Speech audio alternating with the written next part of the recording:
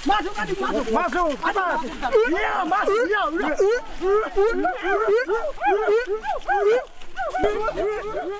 Kayu besi rawa sepanjang 17 meter ini disiapkan untuk membuat salib. Melihat panjangnya, timbul pertanyaan, siapakah yang akan disalib? Siapapun itu, pasti sesuatu yang lebih besar dari mereka. Tapi Frankie Woro, Casimilus Awe, dan warga suku Auyu di Papua Selatan ini tak akan melukai siapapun. Mereka memakai salib ini sebagai tanda perlawanan.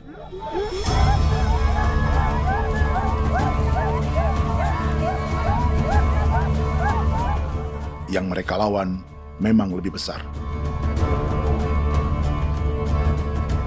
yaitu pemerintah Republik Indonesia. Pemerintah sedang mengincar 2,5 juta hektar hutan orang Papua untuk proyek tanaman industri pangan dan energi.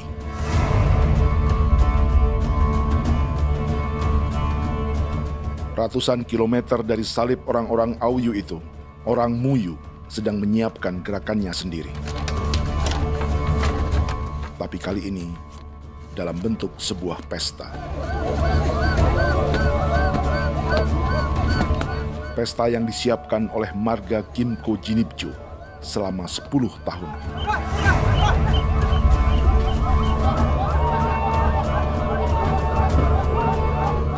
Sosok di marga ini adalah Willem Kimco, orang asli Papua yang tak punya kartu identitas kewarganegaraan manapun.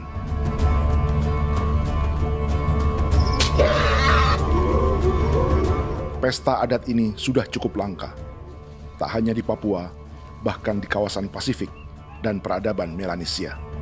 Awalnya bayarnya kalau pernah. Internet ada kode kerem bipnuka, dan jitana ya kati ko berem baran dipo. Kami mengambil ko kuning. Ada gagasan dan gerakan sosial di balik pesta orang-orang Muyu ini. Sama dengan gerakan salib merah yang dimulai orang-orang Auyu. Salib ini akan menjadi yang terbesar dari 1.800 salib merah yang telah ditancapkan berbagai suku di Papua Selatan dalam 10 tahun terakhir. Ribuan salib merah yang dipadukan dengan palang adat adalah tanda larangan yang menyatukan unsur-unsur adat dan agama. Kami percaya bahwa kalau memang kami sudah tidak mampu untuk menyelesaikan persoalan ini, dalam hal ini perusahaan tidak bisa masuk, berarti kami minta bantuan kepada nenek moyang dan Tuhan.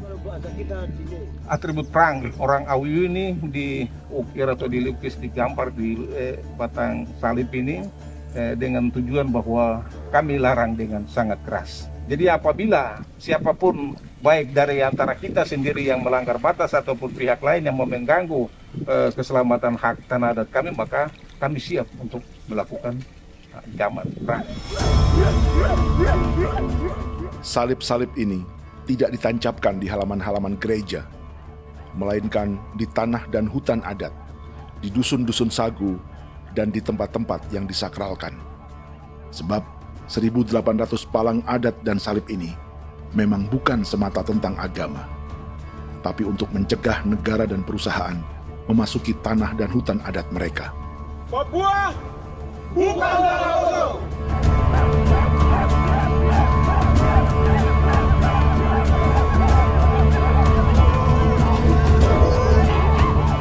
Di zaman TikTok ini, kami ingin menceritakan semua ini lewat film yang pendek.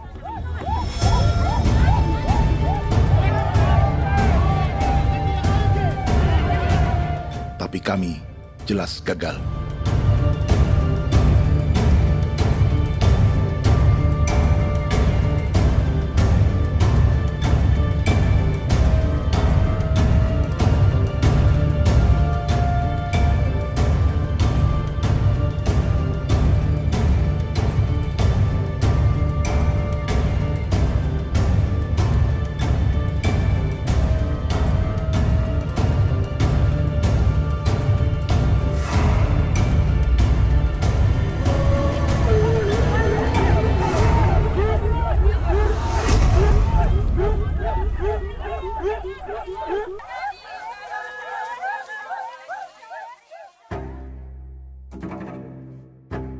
Di planet ini, ada 5 pemilik hutan hujan tropis terluas yang tersisa. Kongo di Afrika, Brazil, Peru, Bolivia, dan Indonesia.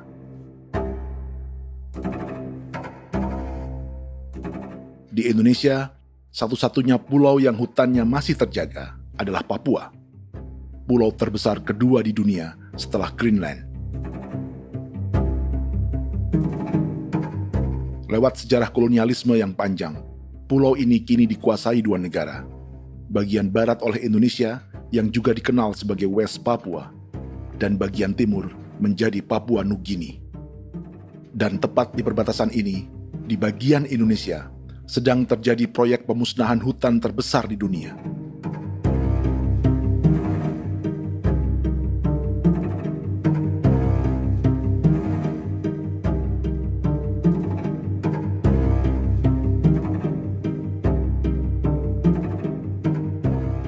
Pemerintah Indonesia sedang membuka lebih dari 2,5 juta hektar hutan untuk sawit, tebu, padi, dan peternakan. Ini disebut proyek strategis nasional untuk lumbung pangan dan energi yang jadi ambisi 3 presiden. Bagian terbesar direncanakan untuk mencetak sawah seluas 1,3 juta hektar. Lalu bagian lain akan ditanami tebu seluas 560.000 hektar untuk gula dan bioetanol. Setiap liter bensin di Indonesia akan dicampur bioetanol 10% atau E10. Ada 10 perusahaan di proyek ini, dan semuanya dimiliki oleh 1 keluarga saja. Berikutnya, ada areal sawit seluas 400.000 hektar untuk biodiesel. Targetnya mencampur 50% solar dengan minyak sawit atau B50. Dan terakhir, pemerintah akan membuka peternakan seluas 380.000 hektar. Jadi, apa yang salah dengan proyek pangan dan energi ini? 5 orang Papua dalam film ini akan menjawabnya.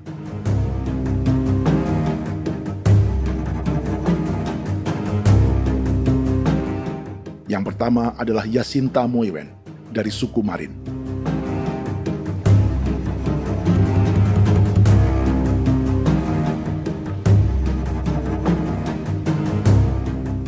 Yasinta dan warga di distrik Ilwayap di Merauke sudah menjadi korban.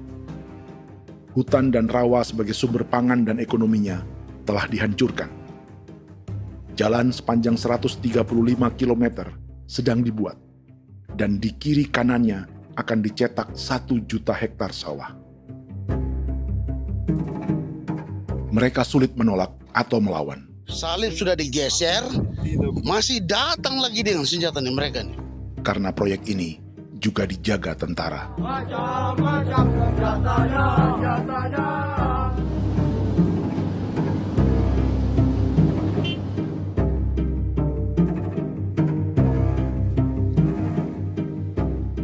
Yang kedua adalah Natalis Buer di distrik Tanah Miring, Merauke. Petani milenial ini merasa ditelantarkan. Sebab setelah hutannya diubah menjadi sawah, sebagian sawah-sawah ini tak tergarap. Orang asli Papua seperti Natalis tak punya modal untuk benih, pupuk, perawatan, hingga ongkos panen.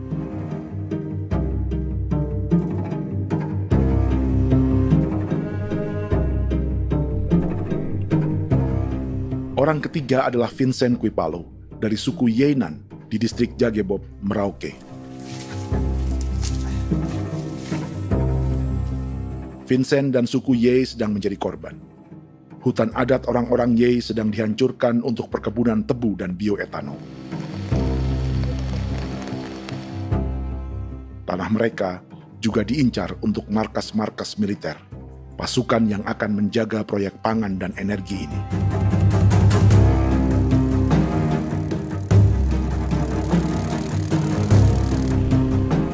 Yang keempat adalah Frankie Woro dari suku Auyu di distrik Fofi, Kabupaten Bovendigul. Hutan dan tanah mereka terancam perluasan perkebunan sawit untuk campuran biodiesel atau B50. Orang-orang dari suku Auyu ini adalah calon korban. Merekalah salah satu pelopor gerakan Palang Adat dan Salib Merah. Meski kadang berseberangan dengan gereja yang mereka anggap lebih mendukung pemerintah dan perusahaan. Mereka bahkan sedang merencanakan gerakan yang lebih besar, dengan salib yang lebih besar. Tanah milik Somu Sobisiba itu bahwa tanah ini diciptakan oleh Tuhan dan memberikan warisan kepada kami. Kami ini hanya hak jaga.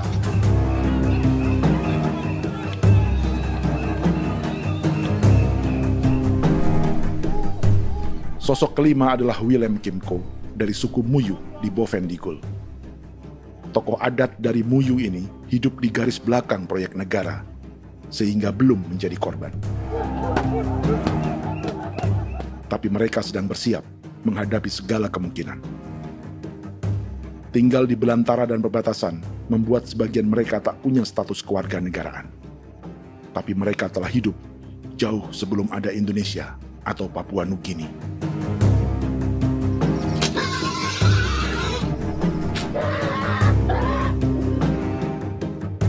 Kelimanya mewakili jutaan orang asli Papua yang sedang terancam eksistensinya.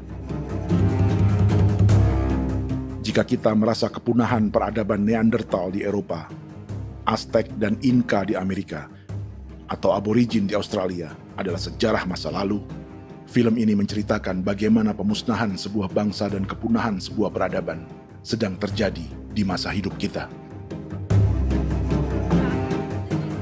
Kepunahan bukan karena kerusakan lingkungan dan ruang hidup semata, juga karena dihantam 60 tahun operasi militer.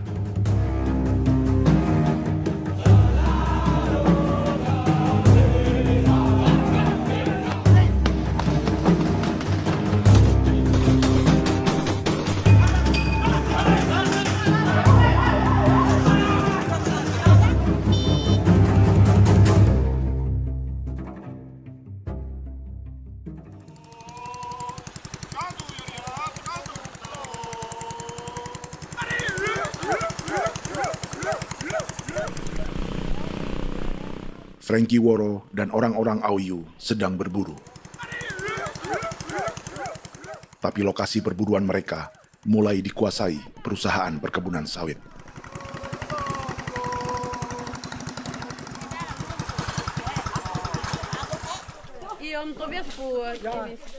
Kita akan menuju arah ke Inabusu. Di sana kami akan masuk di wilayah konsesi perusahaan PT Indo Asiana Lestari, dan di situ ya ada survei-survei mereka yang mereka pernah lakukan, tapi juga kami ada lakukan tanda-tanda saksi di sana.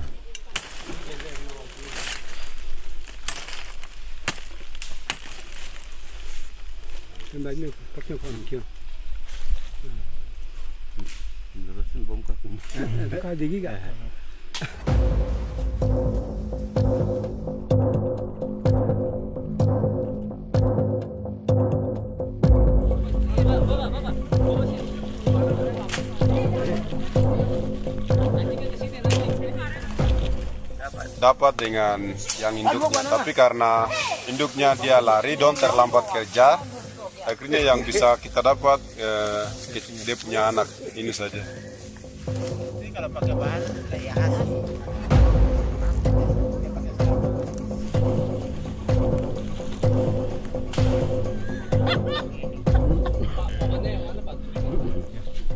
Pohon ini pohon bitanggur, dia punya kayu ini kita biasa gunakan untuk kerja perahu, dan juga kulit depu getanya itu kita pakai untuk kerja ini, panah-panah ini lem, jadikan lem ini, panah-panah. Hutan ini adalah supermarket bagi suku Auyu. Juga lumbung pangan atau bank untuk menyimpan deposito kekayaan alam.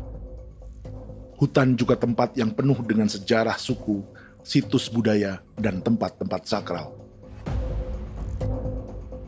Inilah yang sedang mereka pertahankan dari incaran pemerintah dan perusahaan. Untuk semua alasan ini, mereka menancapkan ribuan salib merah.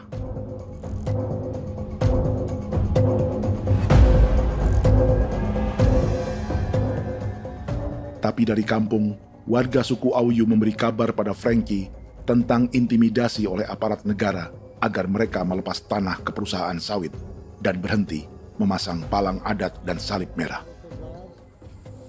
Ada beberapa titik yang saya sudah siap, tetapi di sini emergensi dari saya, terutama di Kampung Sokangon, PT Damai Timber.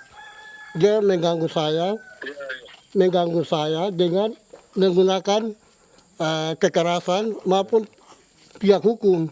Dan kemarin saya ada pernyataan penolakan secara resmi, tapi masih tetap dengan menggunakan pihak hukum untuk masuk, untuk harus dituntut saya untuk harus diterima perusahaan itu.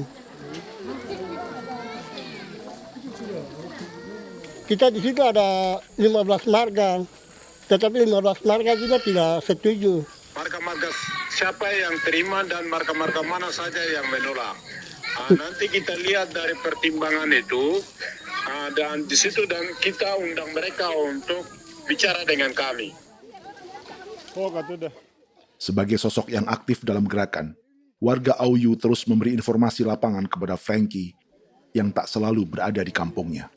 Izin pernyataan yang mereka paksa saya untuk tanda tangan itu, tapi sementara saya tidak tanda tangan. Data semua ada di tangan saya. Ya. Baik, kalau gitu itu lebih bagus karena tanda tangan itu yang berbahaya. Iya. Tanda tangan itu yang lebih berbahaya karena sekarang ini modern dan canggih, dan itu yang mereka biasa pakai untuk tipu muslihat. Mereka biasa pakai itu di tanda tangan itu. Betul. Dari Bambisa juga di Sofia dia masuk untuk memaksakan kami marga untuk harus menerima perusahaan itu. Tapi kemarin kami sudah menolak. Babinsa di sini nama bosku. Itu yang sekarang strategi militer yang sekarang mereka pakai. Jadi yang penting masyarakat itu yang benar-benar mau menolak siap dukung ketua marga siapa yang nanti tampil. Ini adalah peta konsesi sawit untuk biodiesel dalam proyek strategis nasional. Dan di distrik Fofi inilah, orang-orang Auyu hidup dari sungai dan hutan. Tapi Frankie di Bovendigul masih lebih beruntung. Setidaknya dibandingkan Yasinta Moyen di Merauke yang sudah kehilangan hutan dan rawanya.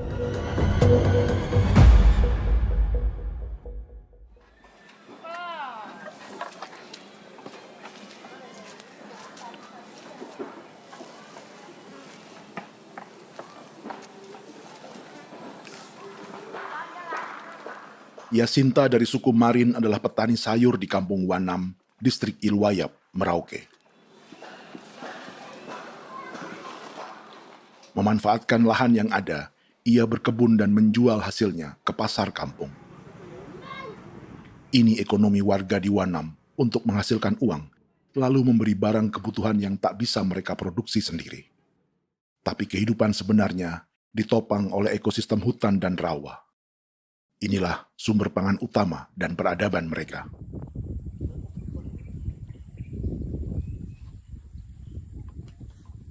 Namun ketenangan ini diusik ketika tiba-tiba pada Mei 2024, di Pelabuhan Wanam datang ratusan alat berat untuk proyek pangan dan energi pemerintah.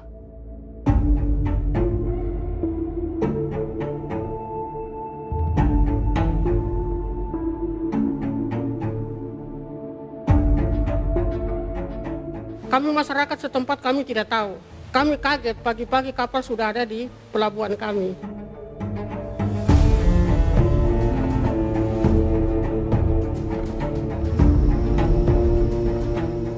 Yasinta Moywen atau Enrika Gebze dan warga lainnya tak pernah diajak bicara atau dimintai pendapat.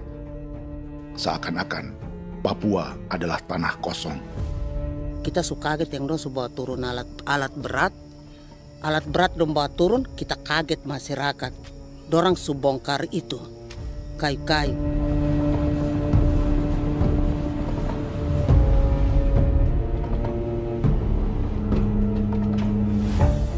Bersamaan dengan alat-alat berat itu, juga berdatangan tentara Indonesia untuk mengawal proyek pembukaan hutan milik Jacinta.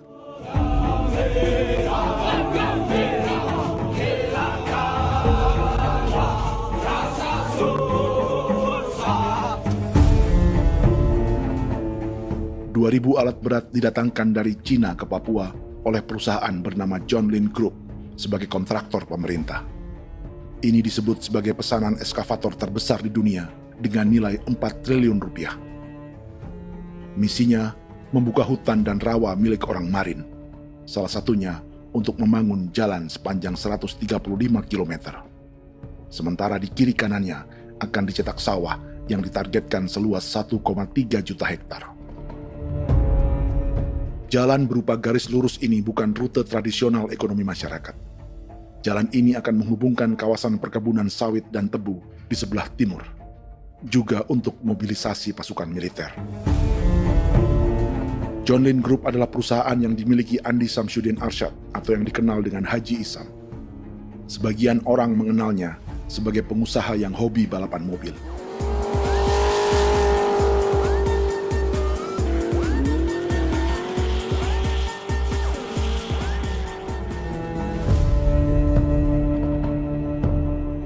Tapi di Kalimantan, ia berbisnis batu bara, perkebunan sawit, pengolahan karet, penerbangan, perkapalan, dan biodiesel.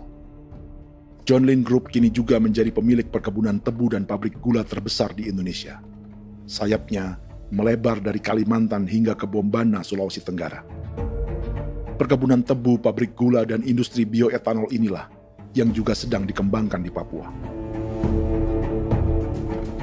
Foto ini adalah momen ketika Isam bersama kerabatnya, Menteri Pertanian Amran Sulaiman dan Menteri Pertahanan Syafri Samsudin meluncurkan program biodiesel atau B50 di Kalimantan Selatan. B50 artinya setiap 1 liter solar, 50%-nya akan dicampur minyak sawit. Perusahaannya, PT John Lin Agroraya, menjadi salah satu pemainnya.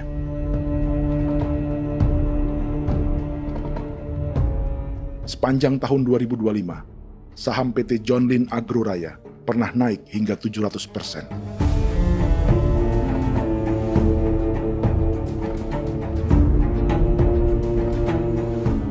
Perusahaan sawitnya yang lain, PT Pradiksi Gunatama, sahamnya bahkan pernah naik 4.000% hanya dalam 1 tahun. Dari harga saham ini saja, nilai kekayaan keluarga Isam diperkirakan mencapai 100 triliun rupiah lebih, menjadikannya salah satu keluarga terkaya di Indonesia dan salah satu pemain penting industri bioenergi. Dan di Papua Selatan inilah sebagian sawit-sawit untuk mendukung program B50 akan ditanam. Inilah tanah orang-orang Wambon, Muyu, Marin, Yei, atau Auyu seperti Frankie Ward.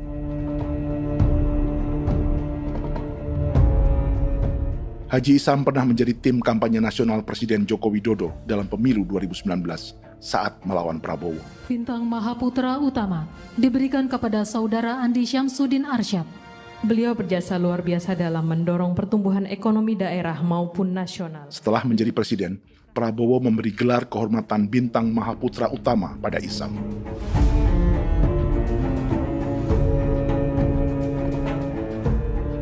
Sejumlah menteri Prabowo, juga kerabat dan orang-orang yang pernah bekerja di perusahaan Isam.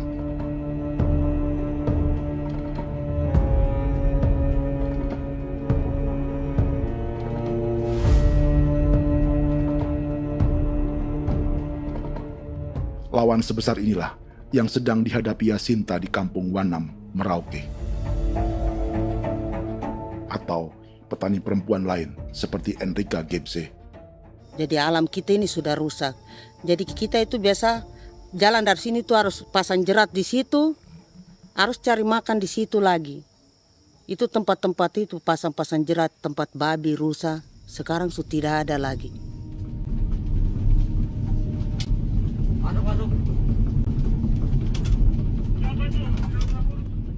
Rekaman ini memberi gambaran bagaimana Kasuari kehilangan rumah di bekas hutan dan rawa yang telah dibabat.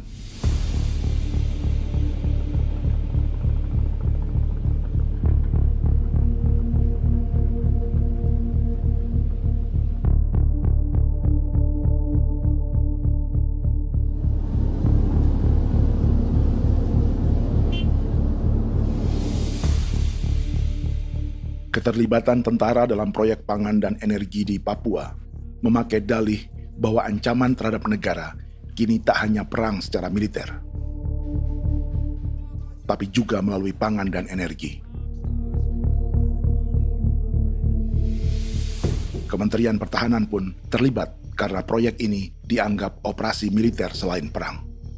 Jadi tugas kamu adalah menjaga sumber cadangan pangan nasional. Macam-macam senjatanya, Proyek ini menambah panjang alasan mempertahankan kehadiran tentara di Papua dalam 60 tahun terakhir. Saat ini, jumlah tentara Indonesia di Papua mencapai 56.000 personel, atau ada 1 tentara untuk setiap 100 orang Papua. Bandingkan dengan rata-rata nasional, di mana hanya ada 1 tentara untuk 696 penduduk Indonesia. Itu belum termasuk polisi. Artinya, 1 orang Papua dijaga lebih banyak senjata dari rata-rata penduduk Indonesia. Tanah dan hutan diambil secara sepihak untuk kepentingan pembangunan batalion dan bandar antariksa. Ini bentuk perampasan masyarakat. Penolakan kehadiran markas-markas militer terjadi di sejumlah tempat di Papua. Tak hanya karena trauma dan ketakutan, juga karena mengambil tanah-tanah adat.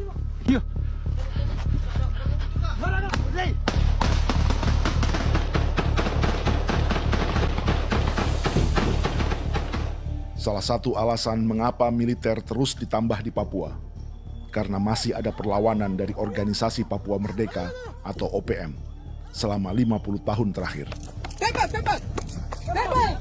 Ayo. Tapi kekuatan militer OPM diperkirakan hanya 1.430 personel dan 360 pucuk senjata. Selebihnya, mereka menggunakan senjata tradisional.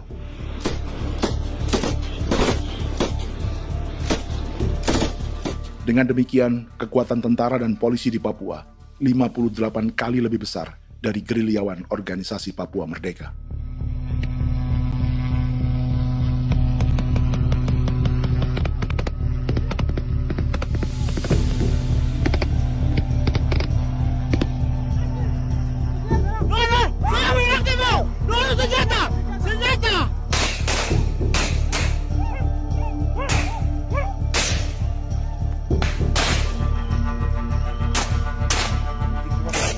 Sebagian tentara berada di garis depan pertempuran, tapi sebagian besar lainnya terlibat operasi non-tempur menjaga proyek pemerintah dan investor swasta.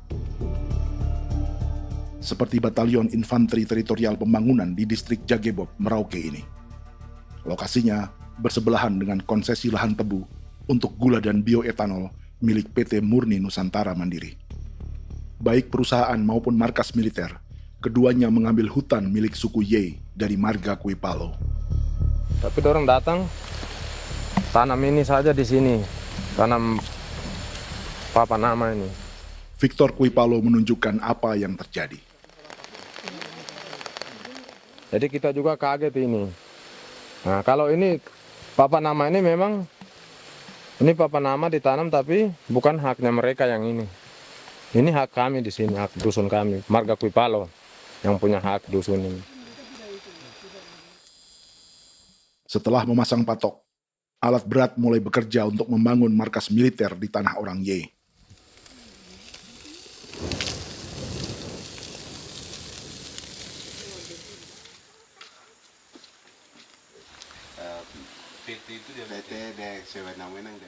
Kehadiran markas militer mengkhawatirkan warga yang pernah mengalami trauma. Takut kenapa? Kalau macam yang awal macam sekarang bu kampung hidup ini kan aman. Terus kenapa harus didirikan korem di sini? Bukankah dengan adanya Korem semakin aman ada tentara di sini? Kalau untuk kampung kayaknya tidak bisa aman kalau ada tentara, paling masyarakat dipukul itu ini. Kalau kampung hidup begini malah saya sejahtera dan saya punya masyarakat. Apa pernah ada pengalaman buruk sebelumnya dengan tentara di daerah sini? Ada yang cerita waktu pos-pos di sini tuh di 13, 12 itu zaman katanya Patimura. Memang kasihan.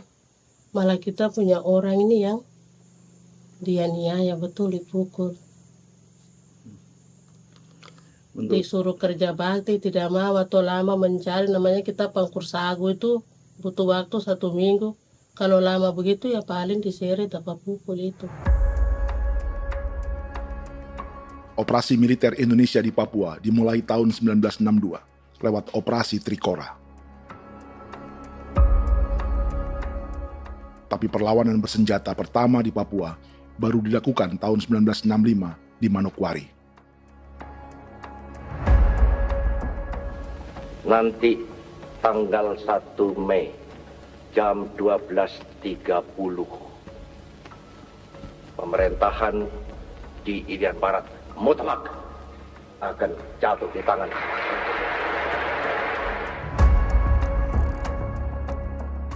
Sejak itu, selama 60 tahun, operasi militer untuk menaklukkan Papua terus dilakukan. Salah satu operasi militer paling berdarah adalah Operasi Wibawa untuk memenangkan Indonesia dalam jajak pendapat tahun 1969. 643 orang tewas di Paniai.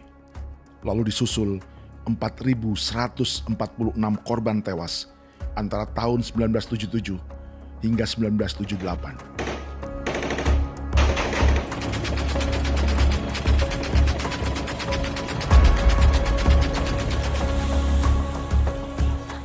Operasi militer ini menimbulkan gelombang pengungsian hingga kini. Dewan Gereja Papua mencatat 103.000 orang menjadi pengungsi pada tahun 2025 dan nyaris tak diberitakan media-media Jakarta.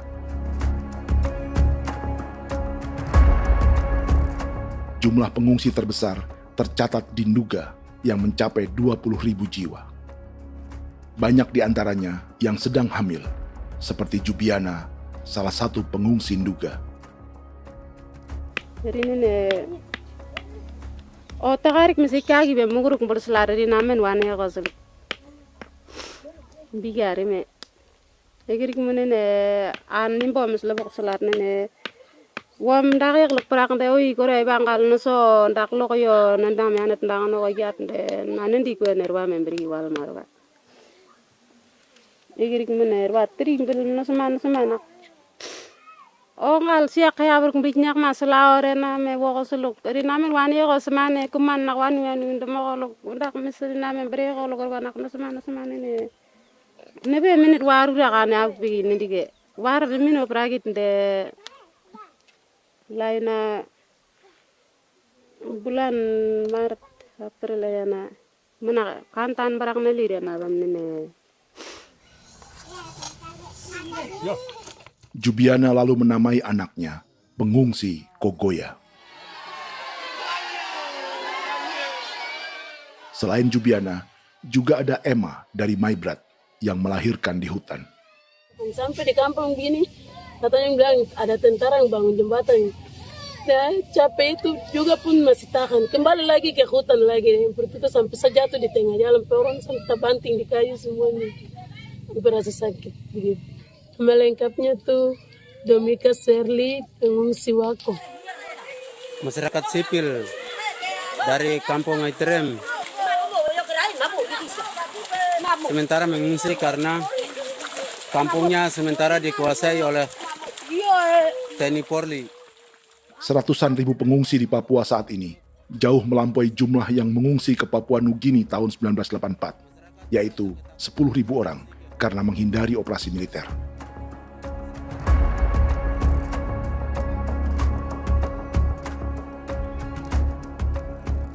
Bersamaan dengan operasi militer, eksploitasi sumber daya alam Papua juga dilakukan sejak masuknya tambang emas dan tembaga Freeport pada tahun 1967.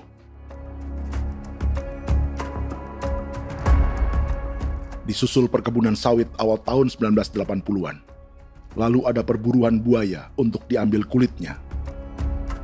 Sebelumnya, ada eksploitasi gas alam di Teluk Bintuni, pencarian besar-besaran kayu gaharu, atau pembukaan hutan tanaman industri.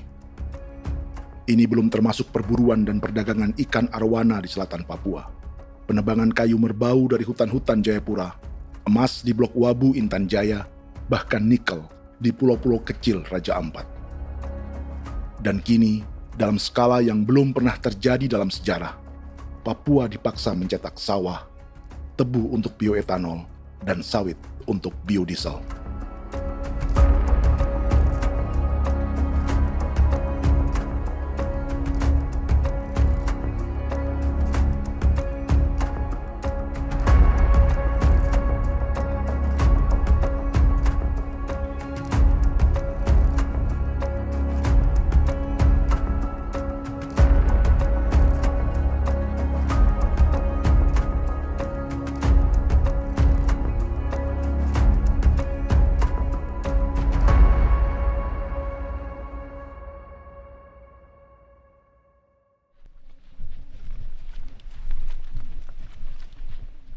Inilah yang sedang menimpa keluarga Vincent dan Victor Kuipalo di Merauke.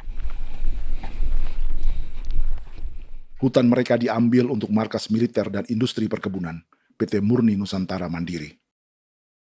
1 dari 10 perusahaan yang diberi konsesi untuk menanam tebu dan memproduksi gula serta bioetanol seluas 52.000 hektar.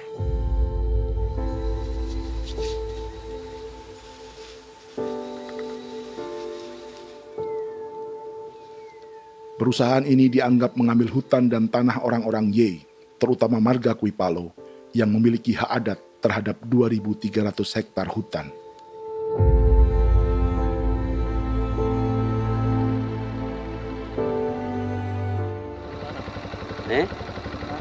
Tentara?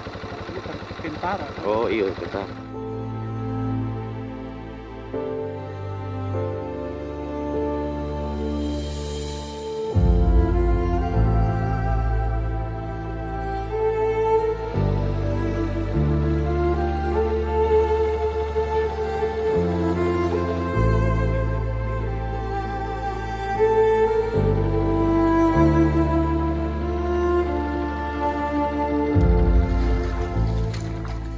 Keluarga Kuipalo sedang melihat apakah perusahaan semakin mengancam tanah mereka.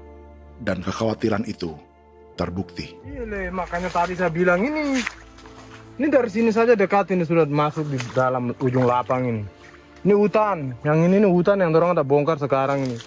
Ini sudah punya alat sudah dekat ini. Dekat sekali ini. Ini di sini. Nacau, kelapa itu yang jalan lama, jalan setapak ini. Dari udara, terlihat alat-alat berat semakin mendekati tanah orang-orang Ye, marga Kuipalo.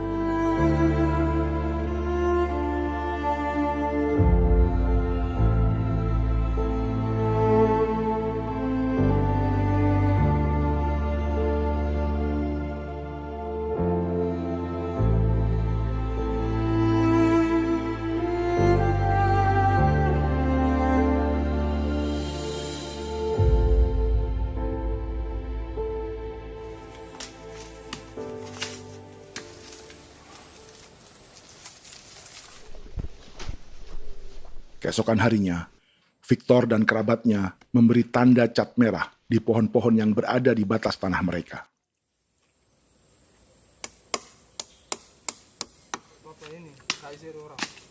Tapi tanda peringatan adat ini tak diindahkan perusahaan.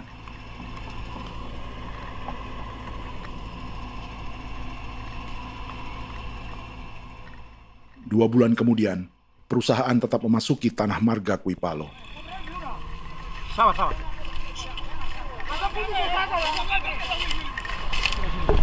manusia, kau lihat. Tapi tidak sudah sakit hati sekali saya katakan tadi. Ini sama baik kalau tak pikiran berubah lagi ada. Kami juga punya tangan, hanya beda rambut. Mister itu juga. Woi, buka. Tidak.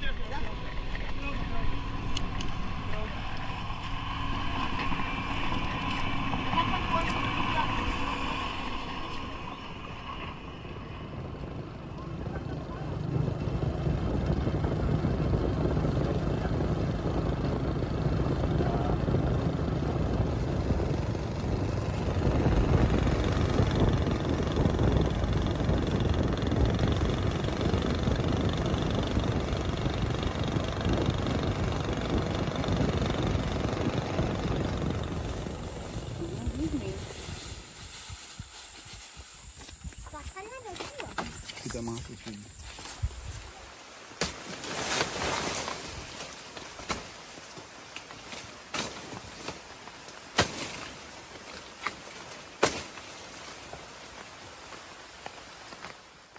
Jadi ya untuk itu seperti saya katakan tadi, apakah lebih baik kita tidak usah ada kah atau bagaimana, kita pisahkan,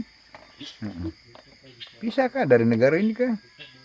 Jangankan tuh, saya kemarin bicara sama Daniel, datang sama saya dengan persoalan Kodam ini.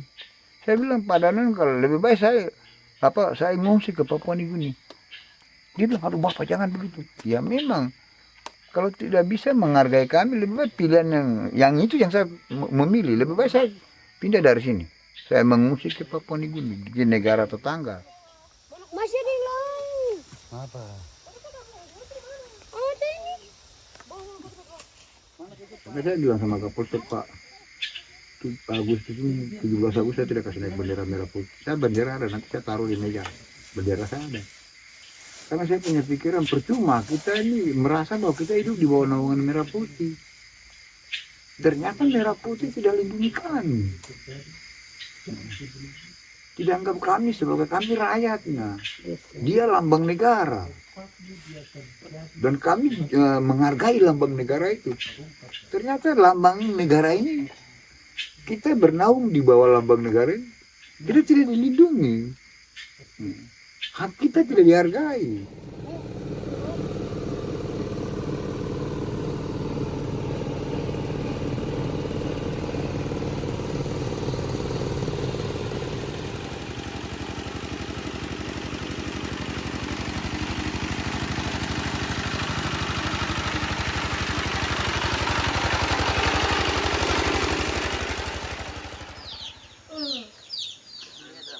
Marga Kuipalo dari suku Ye terus mendapat teror dan intimidasi agar melepas tanah mereka yang hanya dihargai Rp300.000 per hektar. Tapi mereka tidak berjualan tanah. Makanya mama itu tidak suka untuk lepas tanah. Untuk apa? Baru di dalam hutan itu ada obat-obat tradisi. Itu sudah Kalau macam ada sayur juga, kita ambil sayur yang dia tumbuh sendiri. Jadi kita ini mau kemana, kalau itu sudah digusur, ya habis. Kita ini jadi penonton. Jangan sampai kita ini duduk minta di jalan. Jadi kita tidak mau seperti itu. Makanya tanah itu kita tidak melepas.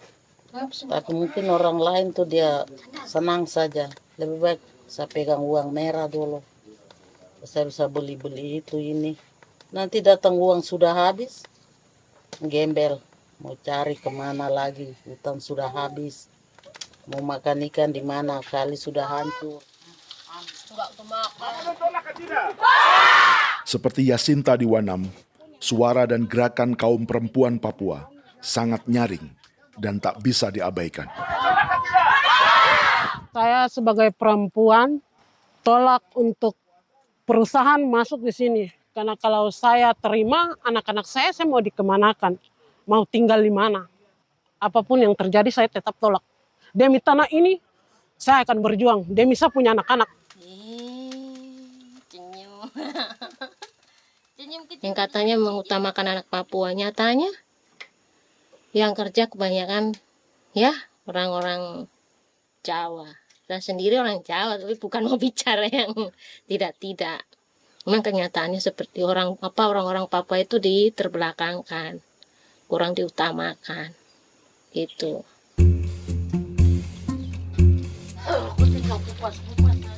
Proyek food estate seperti mencetak sawah, bukannya tak diikuti warga Papua.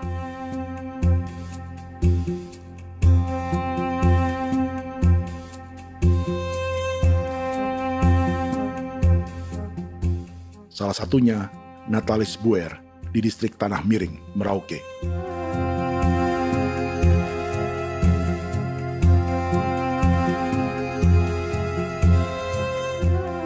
Setelah menghabisi hutan, pemerintah Indonesia mencetak sawah untuk tanaman padi karena beras mulai menjadi makanan pokok menggantikan sagu.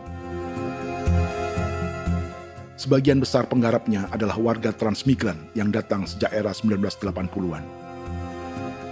Bahkan petani transmigran sudah ada sejak Belanda membuka proyek padi kumbe di distrik Kurik. Lokasi yang sering jadi langganan pejabat Indonesia memamerkan sawah di Papua. Tapi Natalis juga ingin belajar menanam padi atau bersawah. Namun ia kesulitan karena dibutuhkan modal untuk benih, pupuk, hingga pemeliharaan dan panen. Lalu sawah-sawah ini pun mulai dikuasai pendatang.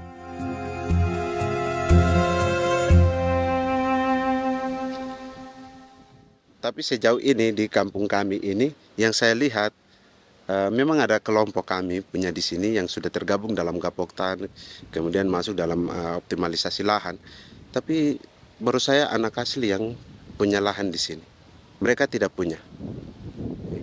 Pemerintah dalam hal ini adalah Kementerian Pertanian bersama-sama Kementerian Pertahanan yang dalam hal ini pada garis di bawahnya adalah TNI Angkatan Darat, memberikan support yang maksimal kepada masyarakat khususnya di Merauke dalam rangka. Saya kemarin habis 9 juta. 9 juta ya? Iya, 9 juta karena dia sudah tidak dipakai toh. Ya. Perempuan Papua seperti Filomena juga mau bertani. Pemerintah memberi bantuan Rp900.000 per hektar lewat program optimalisasi lahan atau OPLAH.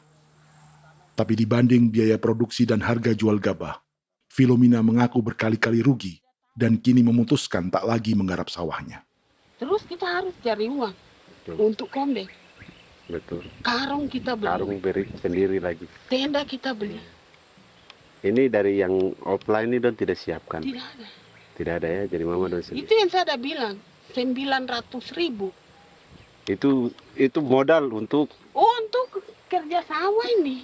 Mulai dari kerja sampai nanti panen. Panen. Wih, ngeri sekali. Iya, lucu toh? Tidak dapat itu. Betul, Mam. Kalau disuruh tanam ubi berhektar-hektar, mari datang. Kita tahu cara rawatnya bagaimana, iya. Tanamnya bagaimana, tanam model bagaimana supaya hasilnya model begitu. Kita tahu. Kalau yang ini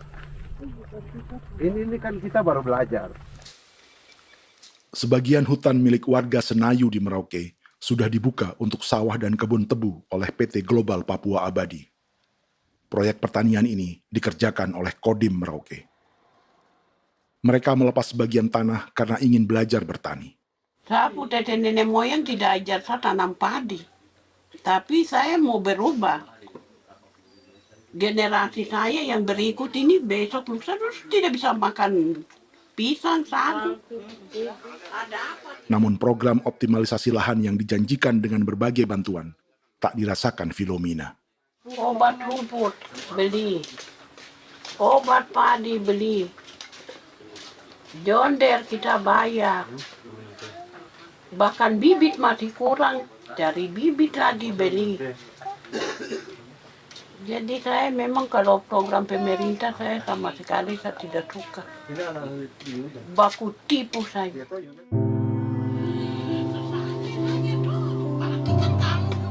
Mereka merasa ditinggalkan sendiri, jatuh bangun belajar bertani padi. Sementara sumber pangan dan air yang semula mudah didapat, kini telah berganti sawah dan kebun tebu. Dulu kita masih bisa jalan, nanti masak di kali, pakai air kali. Minum pakai air kali. Sekarang, kok mau masak? Tidak ada air. Air sudah susu, mau minum tidak bisa. Sudah dengan obat.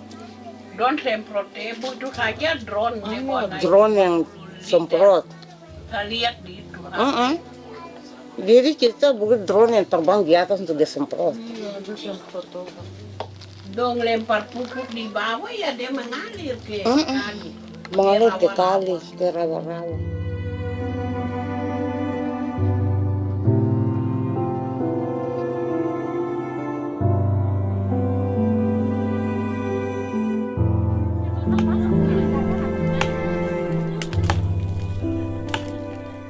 Seperti pertanian sawah bagi orang Bali atau Toraja, Bagi orang Auyu dan suku-suku lainnya di Papua Selatan, sagu juga bukan semata tentang pangan.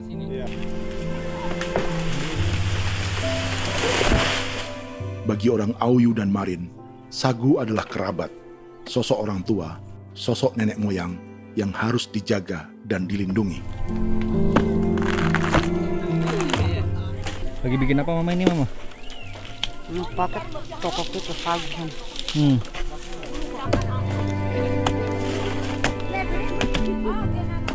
Kami diingatkan oleh leluhur, sagu itu tidak boleh digusur dan tidak boleh diganggu dengan cara apapun, dan di dalam rangka kepentingan apapun tidak boleh. Kamu harus bela, bahkan sampai nyawa pun harus menjadi taruhan demi membela keselamatan keberadaan sagu di atas tanah ini.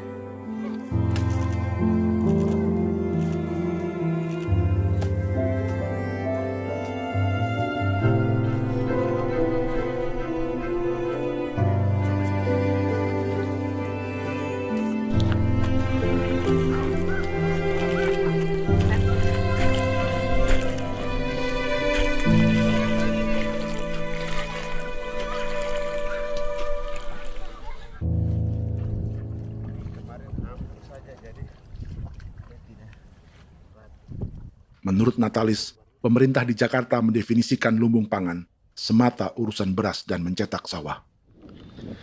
Sebenarnya orang Papua itu bukan tidak bisa bertani. Kami tanam ubi itu bagian dari pertanian. Nah, pertanian yang dimaksud oleh pemerintah itu harusnya selalu, itu kalau bisa pemerintah harus spesifikkan. Pertanian apa yang dimaksud? Pertanian tanam padi atau pertanian tanam ubi, petasan dan lain-lain. Ini yang harus dispesifikkan dulu. Begitu, sehingga tidak menjustifikasi kami orang asli Marin bahwa kami tidak bisa bertani. Bukan. Kami buka kebun besar-besar di sana, bahkan bermeter-meter, ratus-ratus meter pakai sekop, bukan pakai ekskavator, tapi ini pakai skop. Itu pertanian, begitu. Bagi Natalis, alih-alih memaksimalkan sawah-sawah yang sudah ada untuk petani Papua, pemerintah selalu membuka hutan baru, seperti dikerjakan perusahaan John Lynn Group dan melibatkan tentara. Padahal, sejarah keterlibatan militer dalam proyek food estate atau cetak sawah adalah sejarah kegagalan yang bertubi-tubi 4 presiden selama 30 tahun terakhir.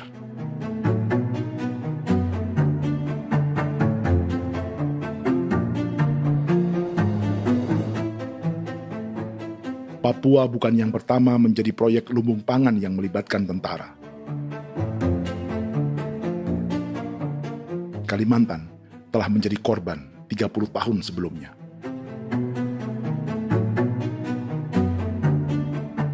Ini adalah bekas hutan yang sudah dibuka di Pulang Pisau, Kalimantan Tengah.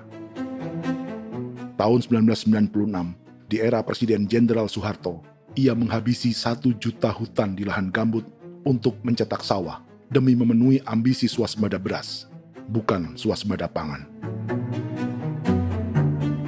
Hutan tropis Kalimantan dihabisi dalam skala yang belum pernah terjadi dalam sejarah. Di bawah rezim militeristik, tak ada yang berani melawan keinginan Soeharto, termasuk orang Dayak seperti Kuneng. Nggak bisa dihalangi itu. Nggak boleh dihalangi. Ya kalau ada kata-kata aja menghalangi, sudah kita diseret ke kepolisian dulu. Atau bisa langsung di PKI-kan. Iya, di PKI-kan gitulah. Jadi kita tuh nggak berani apa-apa dulu tuh. Ya. Apa maunya aja. Misal bilangnya A. Setahun setelah pengundulan hutan skala besar itu, tahun 1997, untuk pertama kalinya Kalimantan mengalami kebakaran lahan dan kabut asap terbesar dalam sejarah.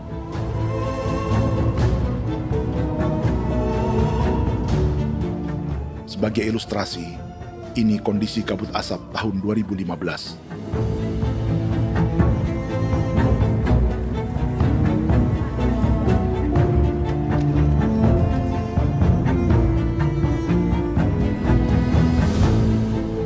Proyek 1 juta hektar sawah Jenderal Soeharto itu gagal.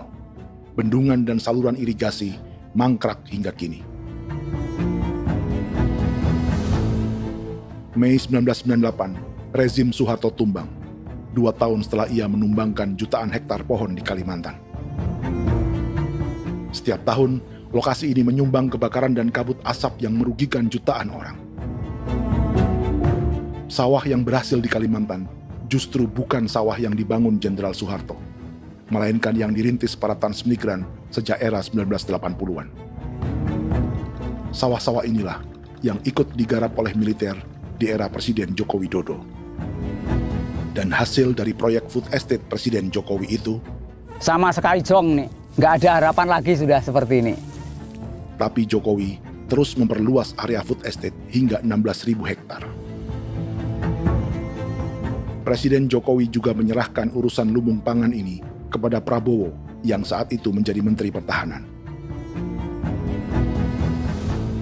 Salah satunya di Kabupaten Gunung Mas, Kalimantan Tengah, untuk membuka perkebunan singkong seluas 31.000 hektar. Food estate singkong Jenderal Prabowo ini dimulai dengan membuka 600 hektar hutan di Tawai Baru. Proyek singkong untuk bioetanol ini pun dijaga tentara. Dan seperti Jenderal Soeharto, proyek Jenderal Prabowo ini pun gagal.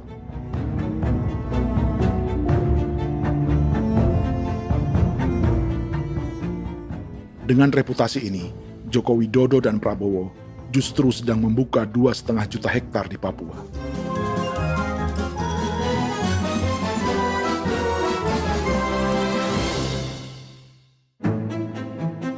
Setelah Jenderal Soeharto, Presiden Jenderal Susilo Bambang Yudhoyono juga mencoba membuka food estate di Papua sejak tahun 2010. Namanya Merauke Integrated Food and Energy Estate atau MIFE. Proyek ini juga gagal. Lalu di lokasi yang sama, Jokowi berusaha meneruskan dengan proyek mencetak sawah 1,2 juta hektar yang juga gagal. Sekarang yang paling siap adalah 1,2 hektar. Yang 1,2 juta hektar. Dan kini, Prabowo yang pernah gagal dengan 600 hektar singkong di Kalimantan justru akan mengulangi di Papua dengan skala 2,5 juta hektar. Di daerah Papua pun harus ditanam kelapa sawit supaya bisa menghasilkan juga BBM dari kelapa sawit. Dalam setiap proyek pangan dan energi di Papua, yang lebih menonjol bukan tanaman pangannya, melainkan untuk energi atau bahan bakarnya. Sawit untuk biodiesel dan tebu untuk industri bioetanol. Ada 10 perusahaan yang diberi konsesi hingga 0,5 juta hektar untuk tebu. Dan 10 perusahaan itu dimiliki oleh 1 keluarga saja.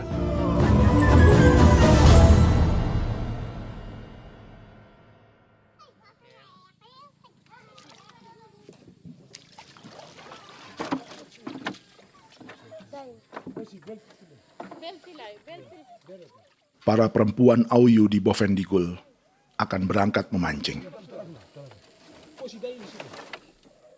Priska Beni membantu menyiapkan perahu.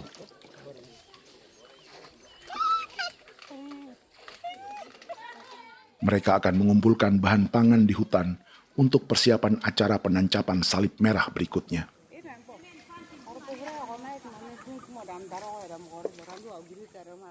Priska sudah mengambil posisi memancing.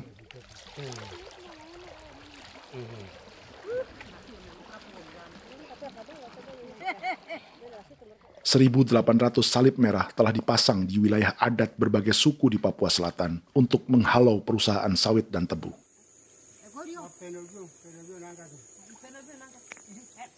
Maria Tebung yang paling muda datang membawa hasil.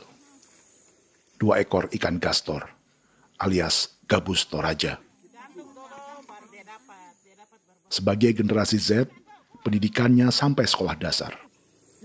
Di perusahaan perkebunan seperti sawit atau tebu, ijazah SD hanya bisa menjadi buruh kasar. Tapi ia tak tertarik. Karena kita hidup itu dari alam, kita pancing, juga di darat, bawa anjing, terus bikin pagar sagu, dapat babi, bawa baru kita makan. Jadi kita tidak mau perusahaan masuk. Kita tidak akan terima.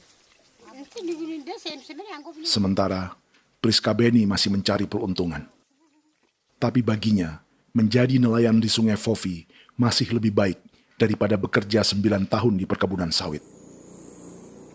Sudah pengalaman, jadi kita tidak mau lagi. Seberapa lama ketika kerja itu? Selama di sana. 9 tahun di sana. 9 tahun? Saya baru pulang dari perusahaan. Selama 9 tahun kerja di sawit, bisa punya rumah kah? Atau Tidak. motor kah? Tidak. Johnson kah? Tidak. Cuma makan saja. Pendapatan juga kan tidak lebih. Habis dimakan.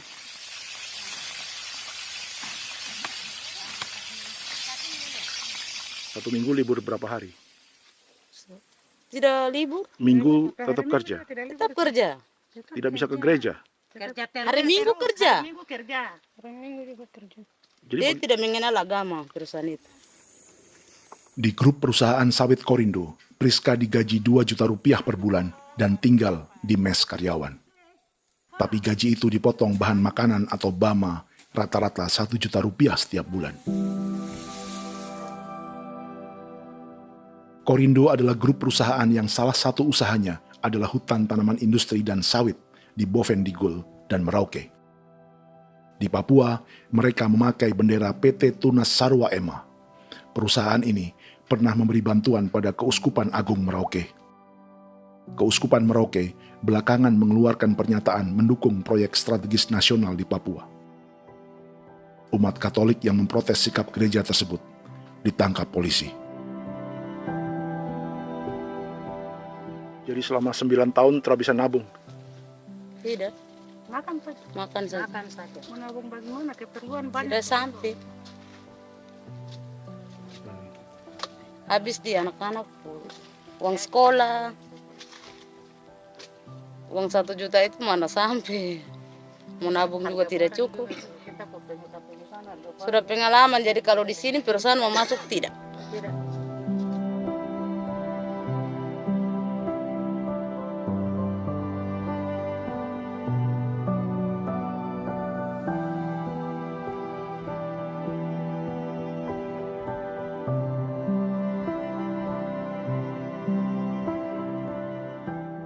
Dan menu makan siang seperti ini agaknya sulit bagi buruh sawit atau tebu yang digaji 2 juta rupiah per bulan.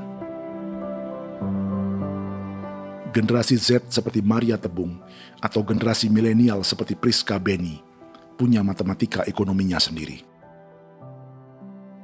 Sawit untuk biodiesel atau tebu untuk bioetanol tak akan ada bedanya bagi mereka.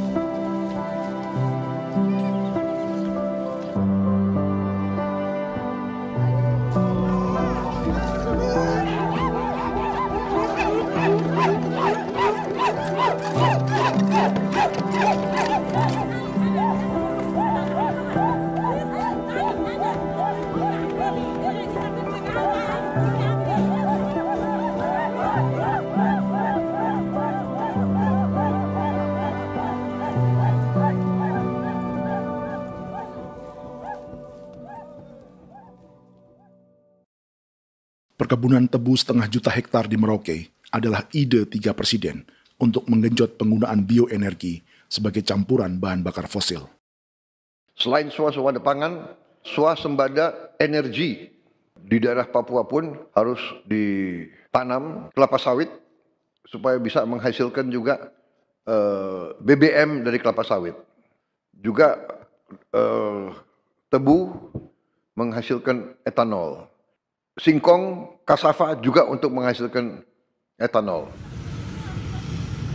Bioetanol adalah bahan bakar nabati atau tumbuhan yang dapat dicampur dengan bensin. Sama dengan program biodiesel yang mencampur solar dengan minyak sawit. Pertamina saat ini sudah menjual BBM bioetanol dengan campuran 5% yang dipasarkan dengan merek Pertamax Green 95. Tapi pemerintah ingin menaikkan kadarnya menjadi 10% atau E10. Maka ke depan kita akan mendorong untuk ada E10. Kemarin malam sudah kami rapat dengan Bapak Presiden. Bapak Presiden sudah menyetujui untuk direncanakan mandatori 10% etanol. Idenya untuk mengurangi ketergantungan pada bahan bakar fosil yang diimpor dan menimbulkan polusi.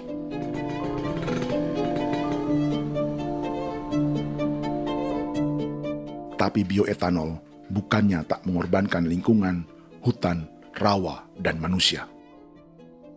Karena program E10 membutuhkan 7,3 miliar liter bioetanol, maka lahan yang dibuka untuk menanam tebu bisa mencapai 1,3 juta hektar. Sementara saat ini, luas perkebunan tebu di Indonesia hanya 500 sampai 600 ribu hektar.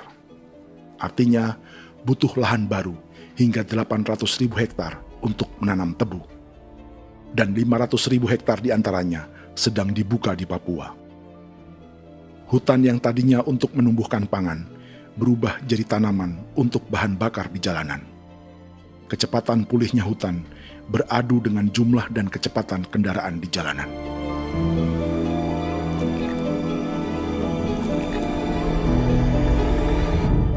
Dahaga terhadap energi tak pernah bisa dipuaskan. Setelah minyak sawit untuk biodiesel, dunia kini merambah singkong, jagung, dan tebu untuk bioetanol. Benua Amerika, Eropa, sebagian Afrika, hingga separuh Asia kini mulai memakai bioetanol sebagai campuran bahan bakar.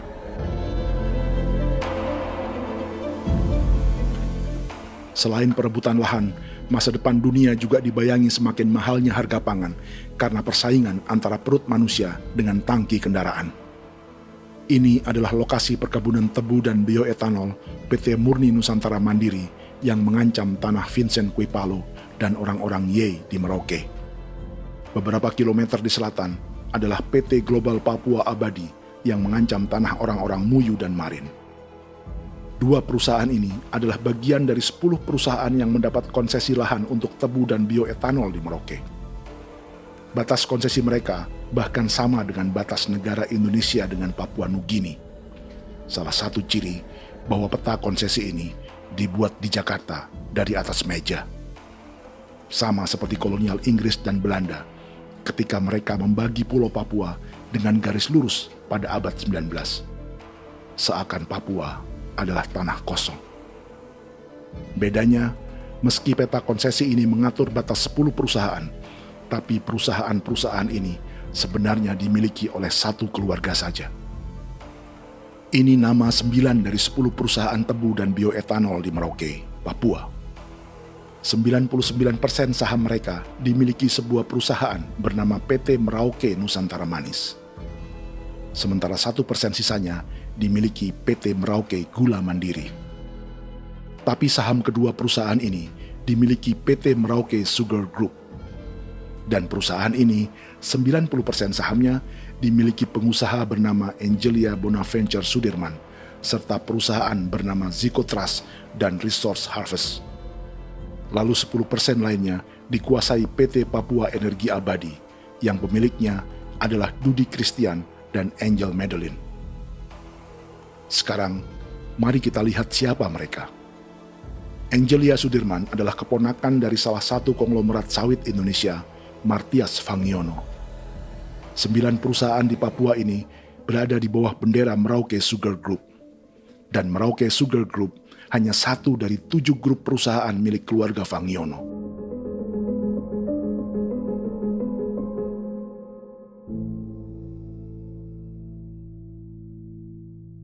Ini Martias Fangiono. Seperti Haji Isam, Martias selama ini dikenal sebagai pengusaha sawit yang kini merambah bisnis tebu dan bioetanol. Ini momen saat penanaman perdana tebu di Merauke bersama Presiden Joko Widodo Juli 2024. Di sini juga ada anak Martias Fangiono, yaitu Wirastuti Fangiono. Wirastuti adalah salah satu yang menonjol dari keluarga Fangiono. Tahun 2025, Forbes mencatatnya sebagai konglomerat termuda dengan kekayaan 23 triliun rupiah yang mengendalikan 2 grup usaha, FAP Agri dan Surya Dumai Industri. Keduanya adalah perusahaan sawit dan biodiesel. Anak dan bapak ini adalah investor utama bagi Jokowi dan Prabowo untuk proyek tebu dan bioetanol di Papua. Sementara yang ini adalah mertua Sitorus, pemilik raksasa agribisnis dunia, Wilmar International, yang juga memegang konsesi sawit di Papua lewat berbagai perusahaan. Tapi mertua kini memakai bendera baru, yaitu KPN Corporation atau Karunia Prima Nastari. KPN inilah yang memiliki kelindan bisnis dengan keluarga Fangiono untuk proyek tebu Merauke. Apalagi grup Wilmar yang didirikannya juga pemain gula utama di Australia. Tahun 2010, Wilmar membeli 100% saham perusahaan gula terbesar Australia, Sucrogin. Akuisisi senilai 1,5 miliar dolar Amerika ini langsung menjadikan Wilmar pemain tebu terbesar kelima dunia. Sebagian bibit tebu yang ditanam di Merauke adalah varietas yang dikembangkan Lembaga Riset Gula Australia atau Sugar Research Australia. Sugar Research Australia lalu menjalin kontrak pengembangan bibit dengan PT Global Papua Abadi milik Fangiono. Tapi masalahnya, Sugar Research Australia adalah badan publik yang tugasnya memajukan petani tebu dan sebagian dananya berasal dari pajak warga Australia. Itu artinya, warga Australia membiayai pengembangan bibit tebu untuk investor dan pemerintah Indonesia. Dokumen ini menunjukkan bahwa lembaga yang dibiayai warga Australia itu pernah memiliki kontrak penyediaan bibit dengan PT Global Papua Abadi milik keluarga Fangiono. Kontrak itu baru berakhir pada November 2024. Artinya, saat Presiden Jokowi dan keluarga Fangiono menanam bibit tebu pada Juli 2024 ini, kontrak itu masih berlaku. Nama lain dalam keluarga ini adalah Siliandra Fangiono, yang pada tahun 2024 dijuluki Raja Sawit Termuda dengan kekayaan 39 triliun rupiah dalam catatan Forbes. Ia mengendalikan grup First Resources. Secara umum, keluarga Fangiono memiliki 20 perusahaan di Sumatera, 32 perusahaan di Kalimantan, 1 di Jakarta, 2 di Singapura, dan 25 perusahaan di Papua. Di Papua, perusahaannya tersebar dari Sorong, Mapi, hingga Merauke. Para politikus dan pejabat Indonesia terus membesarkan konglomerasi, meski Martias Fangiono pernah divonis 1,5 tahun penjara karena kasus pembalakan liar dan kebun sawit ilegal tahun 2007. Sementara tahun 2022, Wilmar terlibat kasus korupsi ekspor minyak sawit dan divonis mengembalikan kerugian negara 11,8 triliun rupiah. Tumpukan uang ini disebut sebagai pembayaran dari grup Wilmar yang diterima secara simbolis oleh Presiden Prabowo pada Juni 2025 lalu. Tapi peran raksasa biodiesel dan bioetanol dunia ini belum akan surut di Indonesia. Bahkan sebaliknya. Sebuah dokumen presentasi bisnis dari Wilmar International Limited pada tahun 2010 ini bisa menjadi petunjuk. Presentasi ini bagian dari proses pembelian 100% saham raksasa tebu Australia, Sucrogin. Dalam presentasi ini, Wilmar mengaku ditawari konsesi lahan 200.000 hektar di Papua, atau dulu disebut Irian Jaya, untuk menanam tebu.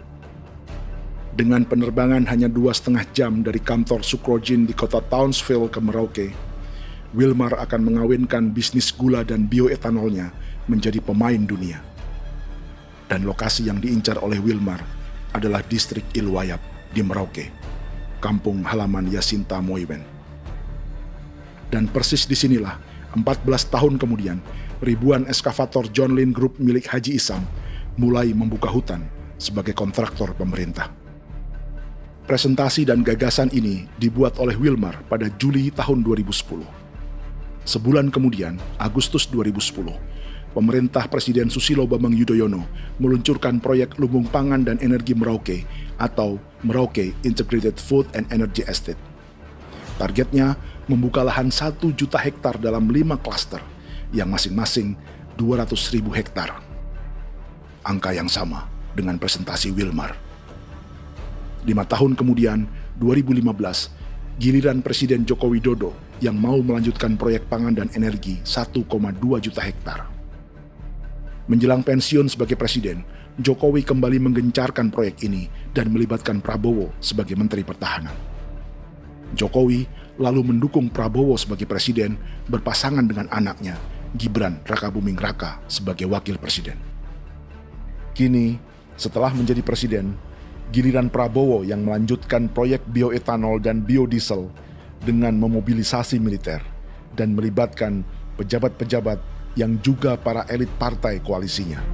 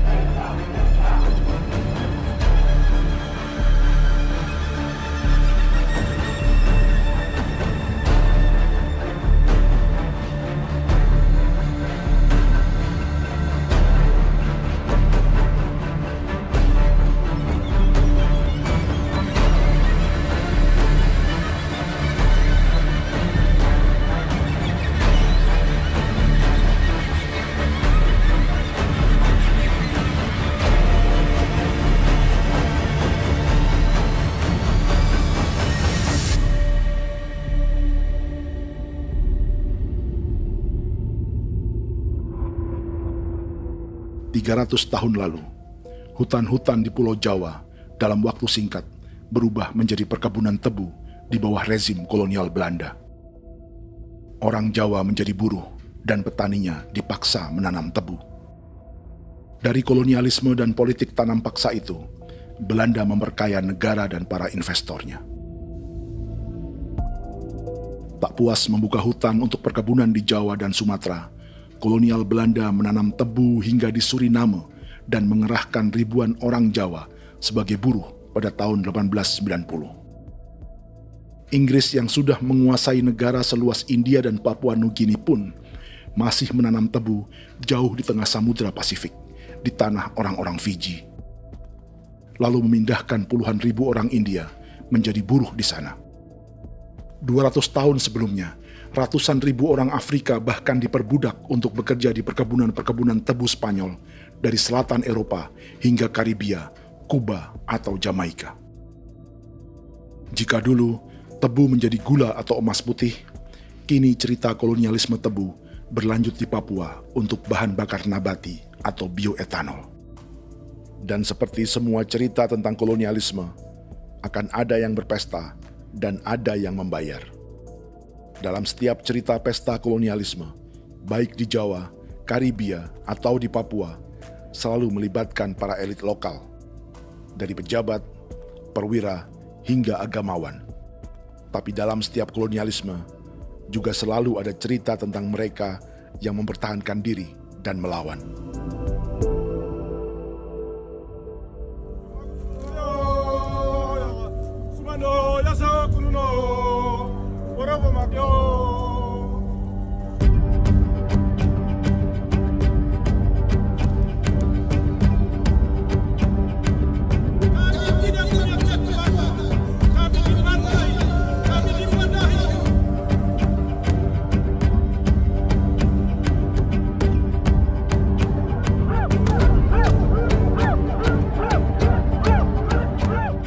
Dalam sejarah Gereja Katolik banyak pemimpin-pemimpin yang adalah tanda petik itu adalah Judas-Judas juga.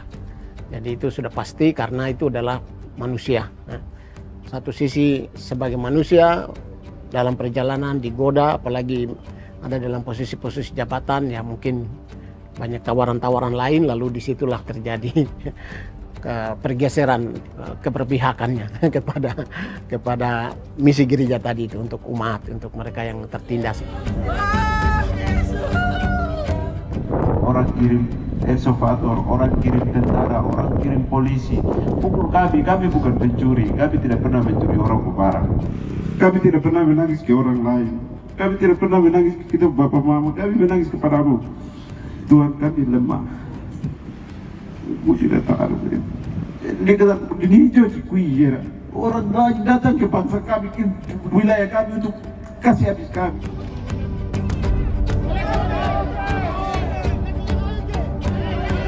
Ya Hakimam Dehi, Ya Hakimam Dehi, Bono Ya Hadikul Dehi, Bono Ya Hadikul Dehi.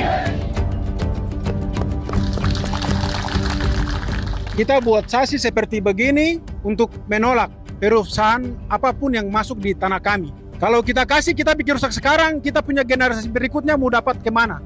Jadi kita nyatakan sikap di sore hari ini, kami tolak. Apa yang dilakukan pemerintah untuk PSN adalah kejahatan. Pemerintah bagian dari kejahatan, aktor perusak dan pembunuh terhadap negara, terhadap alam, hutan, terhadap manusia. Jadi negara jadi aktor pembunuh. Jadi Pilatusnya siapa? Negara, pemerintah Jakarta ini. Tanah Wiu bukan kosong. Masyarakat adat kami masyarakat. Perusahaan tolak. Lihat asal.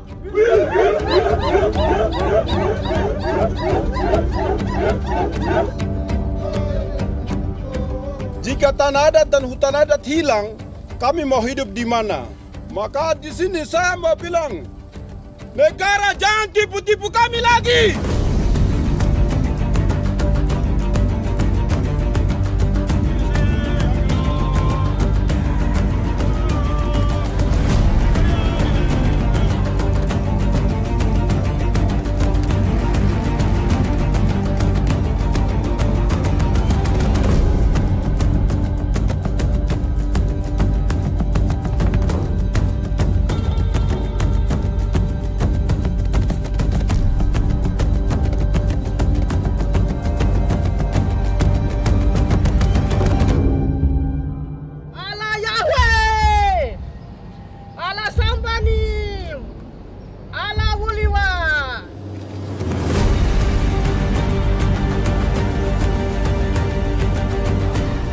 Kalau kami dianggap orang Papua itu bagian daripada Republik ini, tolong hargai kami. Dengan adanya PSN, PT, John Lindrup yang sudah menerobos tanah kami dan hutan kami, merusak alam kami. Itu yang kami datang ke Jakarta jauh-jauh dari Papua. Kami mau bersuara kepada Bapak Presiden Prabowo Subianto, di mana keadilan untuk masyarakat Papua. Tolong lihat masyarakat Papua yang sudah mati. Kami bersepakat menyatakan, 1. Gereja-gereja di Indonesia mendukung masyarakat adat yang menolak proyek strategis nasional di tanah Papua. 2. Gereja-gereja di Indonesia menolak militerisme dan otoritarianisme di Indonesia.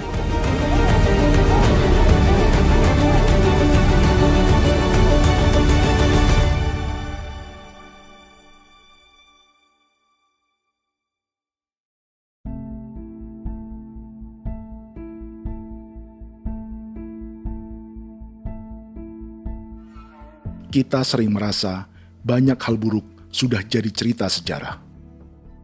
Dan kita sekarang hidup lebih baik, lebih beradab, atau mustahil melakukan kejahatan seperti di masa lalu.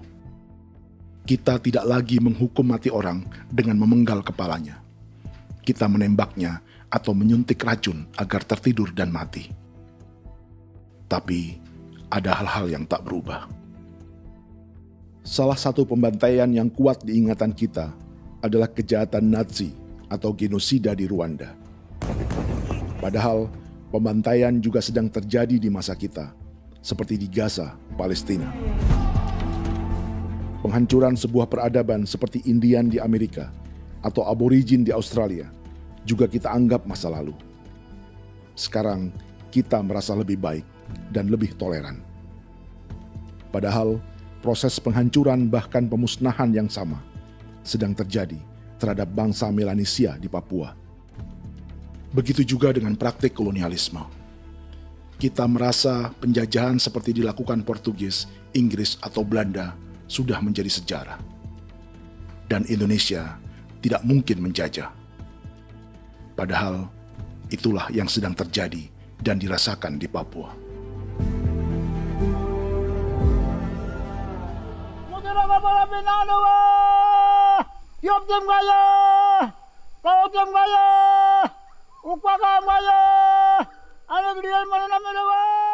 Jalannya sejarah ini disadari Willem Kimco di pedalaman Bovendigol, Papua. Hidup terpencil dan tak tersentuh urusan negara bukan berarti selalu aman.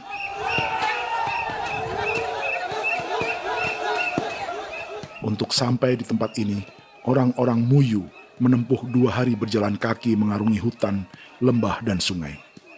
Termasuk mereka yang datang dari perbatasan Papua Nugini. Mereka berkumpul untuk memenuhi undangan pesta adat yang disebut Awon Atatbon atau Pesta Babi. Yang mengundang adalah marga Kimco Jinipjo. Yang dituakan di marga ini adalah Willem Kimco.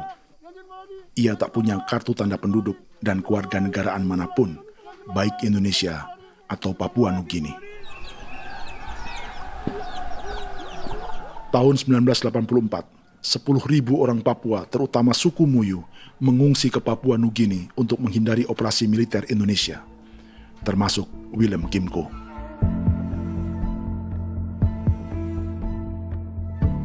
Apa yang membuat pesta adat ini istimewa? Apa bedanya dengan acara serupa yang dihadiri pejabat, tokoh agama, LSM, atau yang direkam oleh kru televisi dan konten kreator? 13, 14, 15, 18. Pertama, untuk membuat pesta babi, orang Muyu perlu persiapan selama 10 tahun. Sebab, babi-babi yang akan jadi bagian dari pesta ini tak boleh dibeli, alias harus dipelihara sendiri. Babi-babi ini bukan bantuan pejabat pemerintah, gereja, atau LSM.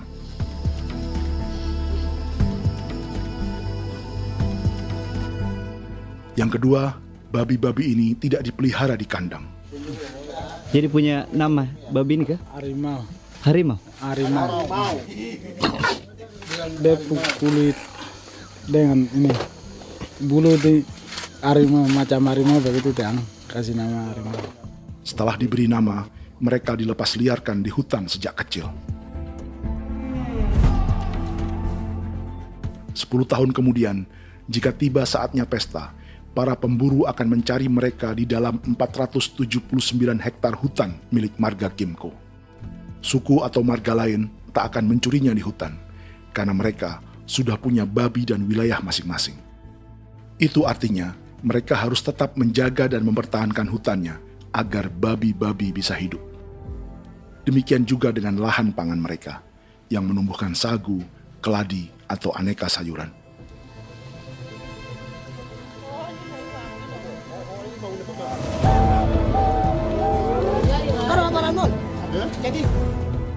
Yang ketiga, dalam Awon Atatbon atau pesta babi, binatang ini tidak dimakan secara gratis. Setiap marga atau klan dalam suku Muyu akan membayar jerih payah tuan rumah menjaga hutan dan memelihara babi.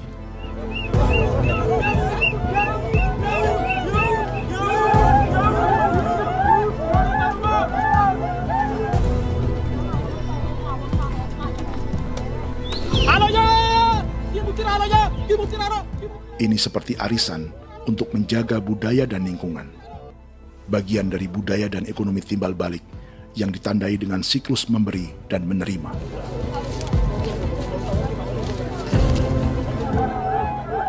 Ini juga cara orang Muyu membangun dan memperluas aliansi. Awon bet begul bet, ulan yau kando bet, asat bet anani, asat bet jenek liga anani, oh, ado amten anani, menini tene jaga, kepo kemo ko di mana, kepo kemo mayat nih, kep tetek no mayangul, kep kanin bet wini ke iftore wen, ne tene ya kadek me, oke, kepo nanti kuto kemo, kepo kepasak kuto nani. Keneman gini wane wane. Koko kati bolon ya bengo. Koko kuning bolon ya. Jika Willem Kimco dan marganya bisa menjaga hutan dan wilayahnya, marga lain ikut diuntungkan sebagai sebuah ekosistem. Demikian juga sebaliknya.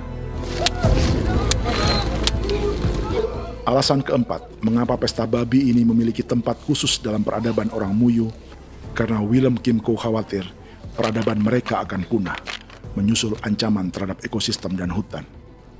Setiap marga atau klan harus mengkonsolidasi diri dan membangun aliansi.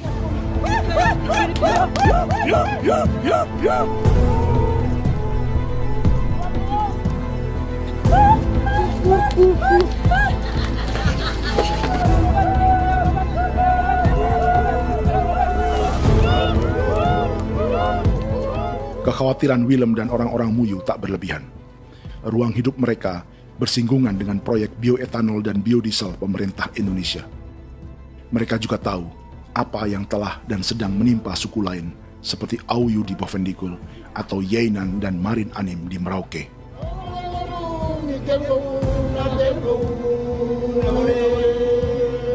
Jika suku-suku lain menggunakan palang adat dan salib merah sebagai gerakan perlawanan, orang-orang Muyu memakai pesta babi untuk mempersiapkan diri dan konsolidasi. Sebab, berbeda dengan saat mengungsi tahun 1984, kali ini yang datang ke tanah orang-orang Muyu tak hanya tentara, juga alat-alat berat bersama para pebisnis pangan dan energi. Mau ke Palu, mau datang.